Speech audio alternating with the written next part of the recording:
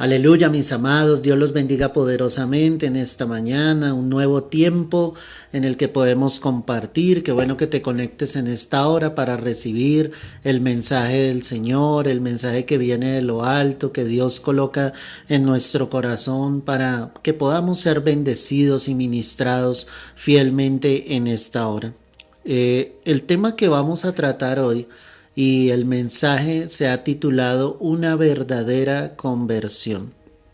Cuando hablamos de una conversión, es pasar precisamente de un estado a otro. Y cuando pensamos en los tres estados de la materia, hablamos de sólido, líquido y gaseoso, pensamos entonces que la materia puede pasar precisamente de estar en un estado a otro totalmente diferente. Cuando alguien ha llegado precisamente a los pies del Señor, cuando alguien ha tenido un encuentro cara a cara con el Señor, definitivamente su vida va a ser convertida. Es decir, vamos a dejar de ser lo que éramos y vamos a venir a ser lo que Dios quiere que seamos realmente. Antes de conocer a Cristo, nosotros éramos lo que bien nos parecía, hacíamos lo que bien queríamos, pero al llegar realmente a los pies de Cristo, nosotros vivimos esa genuina conversión. Y esa es la pregunta que tú te debes hacer en esta hora. Desde el instante en que tú conociste de Cristo, ¿cómo ha sido esa conversión? ¿Qué ha cambiado en tu vida? ¿Qué ha generado la palabra de Dios en tu corazón? ¿Cómo has visto realmente que el Señor está allí obrando en tu vida? Pues obviamente lo vamos a mirar a la luz de las Escrituras, y por eso quiero que vayas conmigo a Hechos de los Apóstoles, el capítulo 9. Vamos a observar desde el verso 1. Hechos 9, verso 1. Dice la Escritura: Saulo, respirando aún amenazas y muerte contra los discípulos del Señor, vino al sumo sacerdote y le pidió cartas para las sinagogas de Damasco, a fin de que si hallase algunos hombres o mujeres de este camino, los trajese presos a Jerusalén. Saulo, ¿quién era? Saulo pues es el mismo Pablo aquí en las Escrituras, pero en este momento, en el verso 1, vemos al Saulo sin Cristo, un Saulo que aparentemente conocía a Dios, que había estudiado las Escrituras, la ley. Él mismo lo dice, a los pies de aquel maestro que era Gamaliel, que era obviamente un docto totalmente en la ley, en la palabra del Señor. Y Pablo, que es el mismo Saulo, como te lo decía, estudió juntamente con él. Él había conocido la palabra de Dios. Obviamente era un hombre que amaba a Dios, pero no reconoció en el momento indicado que Jesús era el Mesías prometido, que era el Hijo de Dios. Este pasaje que nosotros vamos a estudiar hoy nos muestra precisamente su conversión, cómo dejó de ser ese fariseo, ese personaje que aparentemente amaba a Dios, pero que no estaba en la rectitud de Dios, en la voluntad de Dios, como muchos pueden estar de una manera religiosa, buscando aparentemente a Dios, glorificando el nombre de Dios, pero no van dentro de la voluntad de Dios. Aquí la palabra empieza diciendo este versículo 1, Saulo respirando aún amenazas, ¿sí?, y muerte contra los discípulos. Qué impresionante esto. La palabra dice en el capítulo 8, quiero que mires el verso 1, y Saulo consentía en su muerte. Aquí están narrando obviamente el pasaje donde Esteban fue apedreado y murió a causa de que todos se vinieron encima de él, y es cuando Esteban ve los cielos abiertos y dice: veo al Hijo del Hombre sentado a la diestra del Padre. Él estaba obviamente predicando la palabra, pero él fue apedreado y fue muerto.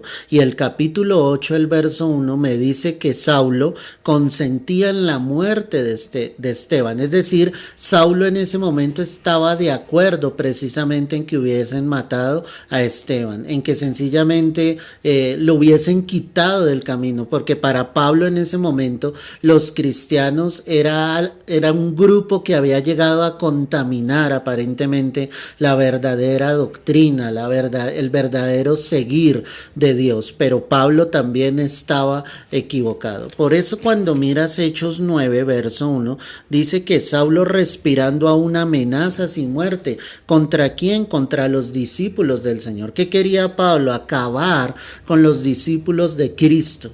Es decir, él no se estaba dando cuenta que el que había venido era el Hijo de Dios, que el que había muerto en la cruz era el Mesías prometido, y él estaba en desacuerdo con que los cristianos estuviesen hablando en el nombre de Jesús. Ahí vemos a un personaje que aparentemente estaba cerca de Dios, pero que era alguien religioso, que era alguien que no se había encontrado cara a cara con el Señor.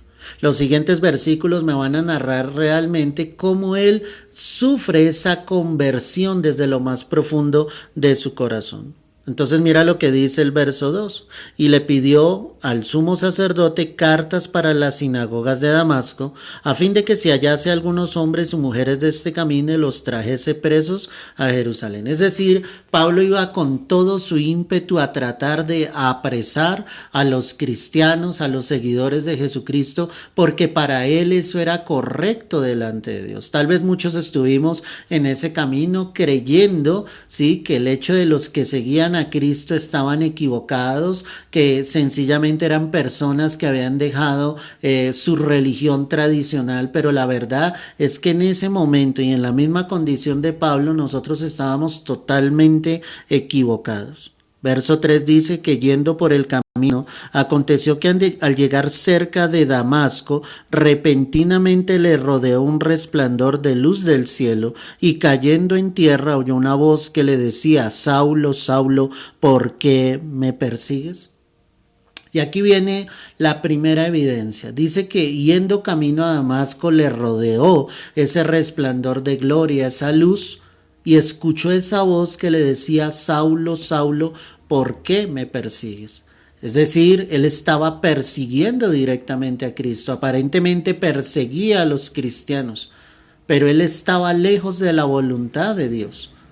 Cuando alguien empieza a llegar a los pies de Cristo, obviamente reconoce que estuvo en el camino incorrecto, que estaba en el camino inadecuado, que en muchas ocasiones nosotros mismos fuimos partícipes de perseguir al cristiano, al evangélico, al que declaraba su fe.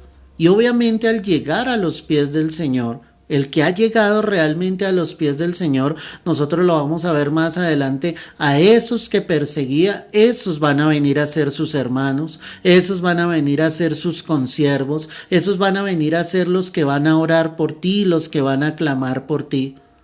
El Señor le estaba confrontando y le estaba diciendo: ¿por qué me estás persiguiendo? Y hay muchas maneras de perseguir la iglesia.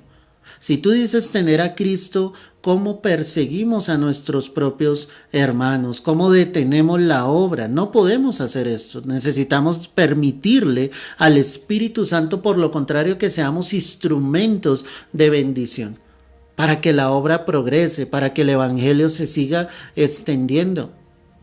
No podemos estar persiguiendo al Hijo de Dios. Y cuando habla al Hijo de Dios es a Cristo mismo, a su iglesia. Eso era lo que Saulo estaba haciendo. Él le confrontó directamente con su pecado, porque era un pecado delante de Dios esto. Él se oponía a la voluntad de Dios. Él lo estaba haciendo en su ignorancia.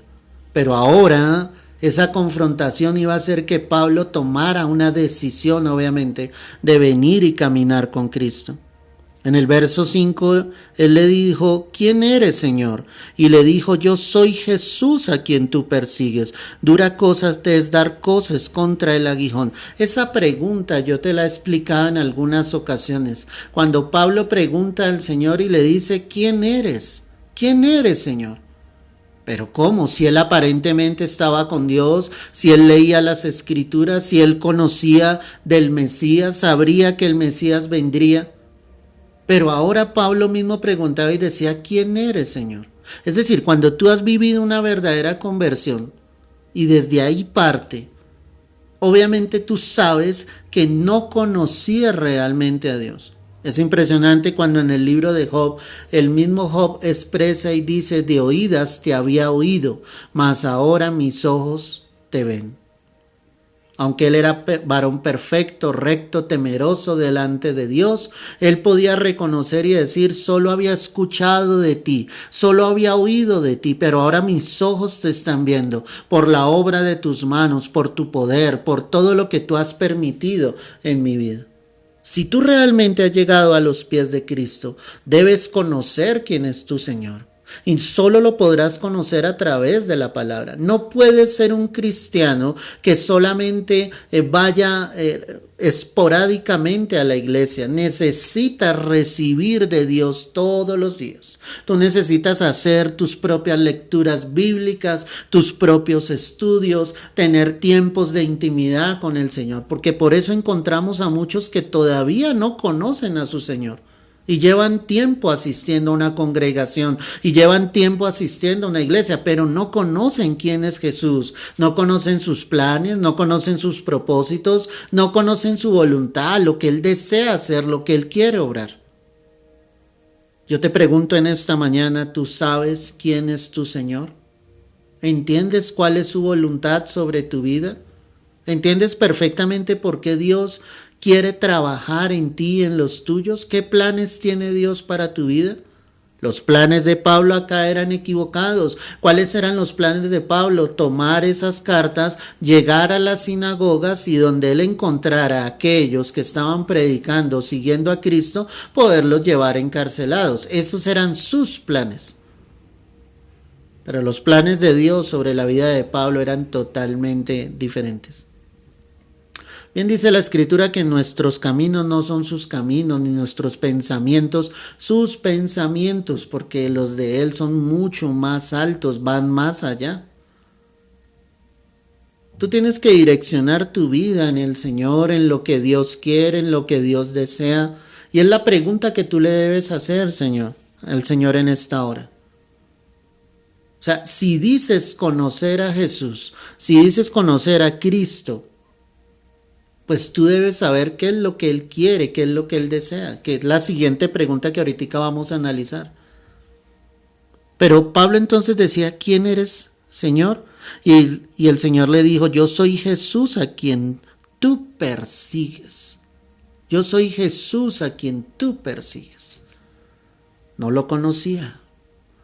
O sea, de nada te sirve llevar tiempo aparentemente en el Evangelio si no conoces a Jesús.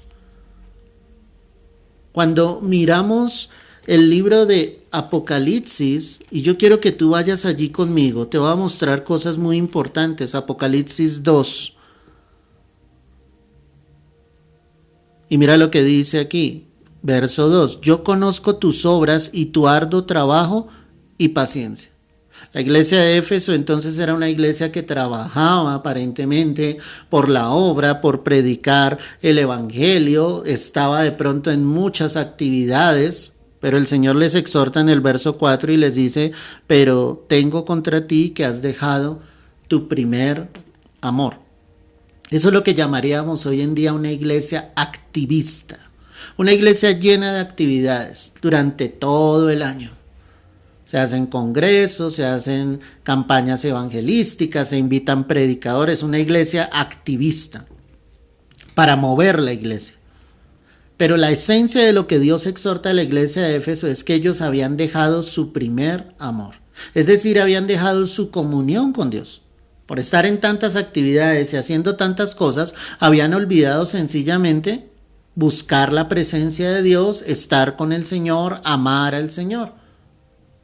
Es decir, estaban en la obra, pero no estaban pendientes del Señor de la obra, que ese es el gran problema.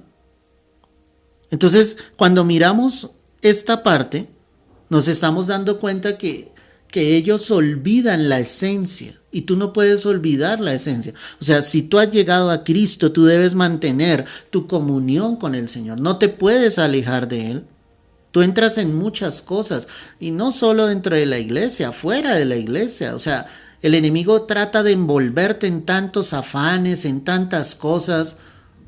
Tienes compromisos, tienes que salir a hacer tus actividades, y haces tanto y tanto y tanto que poco a poco vas olvidando la esencia, la fuente. Te vas olvidando de estar fielmente en la presencia del Señor. La palabra también me deja ver, y quiero que mires aquí en Apocalipsis capítulo 2, el verso 26. Dice, al que venciere y guardare mis obras hasta el fin, yo le daré autoridad sobre las naciones y las regirá con vara de hierro y serán quebradas como vaso de alfarero, como yo también la he recibido de mi Padre. Lo que el Señor está diciendo acá, dice, al que venciere y guardare mis obras hasta el fin. Eso es lo que yo quiero enfocarte. O sea, no es un momento, no es un tiempo. Tiene que ser algo perdurable en tu vida cristiana. Si tú has realmente llegado a Cristo, si tú has vivido esa conversión, o sea, tú debes prevalecer todos los días de tu vida sin darte por vencido. Mira lo que dice Apocalipsis 2, ahí el verso anterior, el verso 25, pero lo que tenéis retenedlo hasta que yo venga. En otras palabras está diciendo, no mengues, no sacies de orar, no sacies de caminar realmente en mi palabra, clama, ora. El Hijo de Dios necesita prevalecer. Si no lo hacemos, si no guardamos su palabra, si no guardamos sus mandamientos hasta el fin, de un momento a otro el enemigo tomará ventaja y te sacará del camino a sus propósitos, a su voluntad. Apocalipsis 3, verso 2, mira. Sé vigilante y afirma las otras cosas que están para morir, porque no he hallado tus obras perfectas delante de Dios. ¿Cuál es el consejo entonces que da el Señor acá? Dice, sé vigilante, tienes que estar atento, tienes que estar orando, tienes que estar clamando. Y dice, y afirma las otras cosas que están por morir. O sea, Él está diciendo, necesitas morir a muchas más cosas. No importa cuánto tiempo lleves tú de conocer al Señor, no importa cuánto tiempo lleve yo de predicar al Señor, necesito morir a mi yo, todos los días de mi vida. Por eso el Señor decía, afirma esas cosas que están afirma las otras cosas que están para morir. Y Él dice, porque no he hallado tus obras perfectas delante de Dios. Qué impresionante. O sea, ¿qué le vamos a ocultar a Dios? ¿Le podremos ocultar algo? Absolutamente nada. Él sabe lo que necesitas sacar de tu vida, que no es del Señor. Pueden ser personas, pueden ser sencillamente actividades, cosas en las cuales tú no estás siendo edificado. Eso es lo que necesitas morir, eso es lo que necesitas hacer que salga de tu vida, para que tú puedas ver la gloria del Señor en ti. Apocalipsis 3:10 dice, mira lo que dice la palabra, por cuanto has guardado la palabra de mi paciencia, yo también te guardaré de la hora de la prueba que ha de venir sobre el mundo entero para probar a los que moran sobre la tierra. Qué promesa tan impresionante. Pero Él está diciendo, nos guardará de la hora de la prueba que ha de venir sobre el mundo entero. ¿Cuál es esa hora de la prueba? La gran tribulación. Pero Él dice, por cuanto has guardado la palabra de mi paciencia. ¿Cuál es la palabra de su paciencia? La escritura, las promesas de Dios, creyendo que Él volverá entre las nubes. Si tú realmente eres ese convertido en Cristo Jesús, tú esperas que venga de los cielos el Salvador, que seamos raptados, arrebatados, llevados para estar para siempre con el Señor. Será la única manera en que seremos guardados de la hora de la prueba que ha de venir sobre el mundo entero. Pero por lo contrario seremos como la iglesia de la Odisea, Apocalipsis 3, verso 15. Pero yo conozco tus obras, que ni eres frío ni caliente. Ojalá fueses frío o caliente, pero por cuanto eres tibio y no frío ni caliente, te vomitaré de mi boca. Muchos dicen ser convertidos al Señor. Muchos dicen caminar con Cristo. Pero sus vidas son tibias y frías peor. Cuando el Señor dice, ojalá fueses frío, no está probando que sea frío. O sea, Él quiere que seamos avivados, llenos del fuego del Espíritu. Pero tal vez hay una iglesia tibia que dicen conocer a Cristo, pero que no están caminando en la verdad con Él. Ese es el gran problema, iglesia. Yo quiero que tú reflexiones en tu propia vida. Eres una persona apasionada por Dios, caminas con el Señor, le buscas, cumples lo que el Señor te está diciendo en la palabra. O sea, quita los argumentos de tu mente, de tu corazón. No le des cabida al diablo. Que Satanás no tome ventaja alguna sobre nosotros, sino que tú seas un cristiano radical, fuerte, apasionado, lleno del amor de Dios, que en ti se evidencie que ya hubo esa conversión genuinamente en tu vida. Regresando allí a Hechos de los Apóstoles, capítulo 9, el Señor entonces confrontaba la vida de Pablo y le decía, Pablo le decía, ¿quién eres, Señor? Y obviamente el Señor le dice, yo soy Jesús a quien tú persigues. Y el Señor le dice, dura cosa te es dar coces contra el aguijón. Él temblando y temeroso dijo, Señor, ¿qué quieres que yo haga? Y el Señor le dijo, levántate y entra en la ciudad y se te dirá lo que debes hacer. Y viene la tercera pregunta y es donde él le dice al Señor, Señor, ¿qué quieres que yo haga? Porque es que Pablo ya no sabía qué era lo que debía hacer. Él iba con un énfasis directo a perseguir a los cristianos, pero cuando se encuentra con Jesús ya no eran sus planes. Cuando se encuentra con Jesús ahora iban a ser los planes de Dios. Pero yo veo en Pablo acá un corazón temeroso, un corazón que sí quería agradar a Dios, que en ese momento se equivocó, como muchos de nosotros nos equivocamos en un momento determinado. Pero cuando tú te encuentras genuinamente con el Señor, tú le dices, ¿y ahora qué hago, Señor? ¿Ahora qué debo hacer? ¿Cuál es la dirección en la cual debo continuar? Yo quiero que tú me reveles eso, Señor. La pregunta entonces de Pablo fue directa y le dijo fielmente al Señor. Él temblando y temeroso dijo, Señor, ¿qué quieres que yo haga? Y el Señor le dijo, levántate y entra en la ciudad y se te dirá lo que debes de hacer. Y los hombres que iban con Saulo se pararon atónitos, oyendo a la verdad la voz, mas sin ver a nadie. Entonces Saulo se levantó de tierra y abriendo los ojos no veía a nadie. Así que llevándole por la mano le metieron en Damasco. Dice que a partir de ese momento él quedó ciego, no veía absolutamente nada. Cada vez que yo miro en el pasaje un encuentro con el Señor, hay una evidencia clara. Cuando Jacob estuvo con él allí en Peniel, dice que su muslo fue descoyuntado y que él cojeaba después de haber estado en la presencia de Dios. Hubo una evidencia de que él había estado con el Señor. Cuando Moisés bajó obviamente del monte, su rostro iluminaba de una manera impresionante, tanto que tuvo que poner un velo sobre su rostro, porque era algo impresionante lo que había sucedido. Si seguimos mirando las Escrituras, cada encuentro que cada persona tiene con el Señor es un encuentro único que cambia, que transforma sus vidas, donde hay una evidencia clara de que esa persona sí llegó a los pies de Cristo. ¿Qué ha sucedido en tu vida desde el día en que tú conociste al Señor? ¿Hay una evidencia clara? Puedes hablar de un pasado, de un presente y un futuro promisorio en Cristo Jesús, sabiendo que seguirás caminando con Él. Dice el verso 8 que entonces Saulo se levantó de tierra y abriendo los ojos no veía a nadie. Así que llevándole por la mano le metieron en Damasco, donde estuvo ¿cuántos días? 3 días sin ver. Y no comió ni bebió. 3 días. 3 días ciego.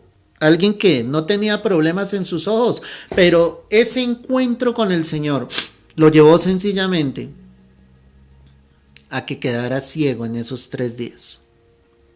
Había entonces en Damasco un discípulo llamado Ananías, a quien el Señor dijo en visión, Ananías, y él respondió, heme aquí, Señor. Y el Señor le dijo, levántate y ve a la calle que se llama Derecha y busca en casa de Judas a uno llamado Saulo de Tarso, porque aquí él ora. Y ha visto en visión a un varón llamado Ananías que entra y le pone las manos encima para que recobre la vista. Muy posiblemente Pablo oraba desde antes, pero desde ese mismo momento en que se encontró con el Señor, cuando la palabra dice no comió ni bebió nada, él entró en ese ayuno. Es decir, doblegó totalmente su carne. O sea, cuando alguien está en Cristo, lucha contra su carne, porque seguimos siendo carne. Hasta que muramos, estaremos en un cuerpo de carne y hay que luchar contra esa carne.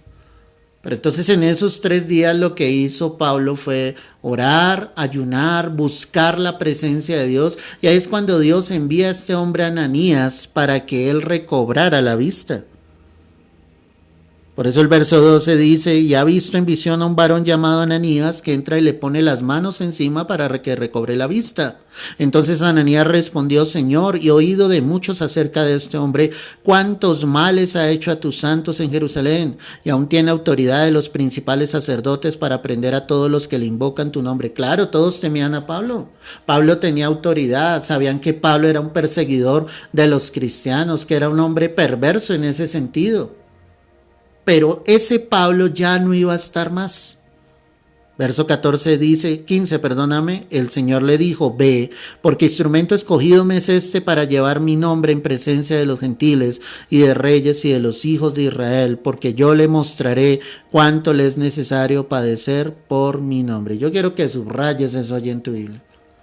Instrumento escogido me es este. Tú eres un instrumento en las manos de Dios. Yo quiero decirte que alguien que realmente ha llegado a los pies de Cristo necesariamente tiene que ser un instrumento en las manos de Dios. Ese padecimiento del cual habla el Señor acá, pues iba a ser la misma esencia de ser perseguido por causa del nombre de Jesús. El verdadero convertido va a sufrir pruebas, va a ser llevado al desierto y Dios mismo es el que nos llevará al desierto. Seremos probados, seremos afligidos. ¿Por qué? Porque necesitamos ser formados, porque necesitamos dejar de depender de nosotros mismos y empezar a depender realmente de Dios. Por eso es que el Señor le decía acá a Pablo, él va a aprender. Y será obligatorio realmente que él padezca por causa de mi nombre. Porque Pablo iba a ser un instrumento impresionante en las manos de Dios. Pero él tomó la decisión, escúchame bien esto, él quiso hacerlo. Pablo hubiese podido alejarse, irse como muchos en la palabra lo narran, como el joven rico, como aquel que le dijo, o en la parábola de las bodas, aquel que se había acabado de casar, el que había comprado 5 yuntas de bueyes. Nadie aceptó la invitación del Señor. Es que es algo personal. Cuando tú vienes a Cristo, lo dejas absolutamente todo por seguir al Señor. Mateo lo dejó todo cuando vio al Señor y el Señor solo le dijo, sígueme, él lo dejó todo. Pedro, después de esa pesca milagrosa, él lo dejó absolutamente todo. Pablo en este encuentro lo dejaba absolutamente todo, porque antes los que eran sus amigos ahora se iban a convertir en sus enemigos, porque él iba a tener a Cristo en su corazón. Mi pregunta para ti en este momento es, ¿tú has tenido ese encuentro genuino con Dios? O sea, ¿si evidencias esa verdadera conversión en tu vida? Esa es la gran pregunta que nos tenemos que hacer en esta hora. Muchos son los llamados y pocos los escogidos. Muchos en la tierra, escúchame bien esto, se llaman Jesús. Muchos, pero el hecho de que les hayan colocado sus padres Jesús no quiere decir que estén haciendo honor al nombre de Jesús. Y recuerda que Jesús significa Salvador, y aquel que tenga el nombre de Jesús debería ser alguien santo, puro, recto, encaminado en Dios. Pero muchos de los que se llaman en la tierra Jesús no lo hacen. O sea, no es tu nombre de cristiano, no es que digas yo soy cristiano. Eso a ti ni a mí no sirve de nada. Es el hecho de tener una verdadera conversión en Cristo Jesús. Padre, quiero darte las gracias, quiero darte la gloria y la honra a ti en estos momentos, y quiero pedirte, Rey amado, en el nombre de Cristo Jesús, que haya un pueblo, Señor, que te ame, que te busca, que te siga realmente, que deje sus planes, sus propósitos y que se direccione en tu voluntad, que haya una evidencia de que tú realmente has llegado al corazón de cada uno de ellos, Dios. Hoy yo los bendigo, Señor, y te pido que tu paz, que tu guía, que tu Santo Espíritu les lleve de tu mano, les muestre el camino y tu voluntad, Señor, que seas tú en cada uno de nosotros, Rey amado. Te lo pedimos, Dios, en el nombre de Cristo Jesús. Amén y amén.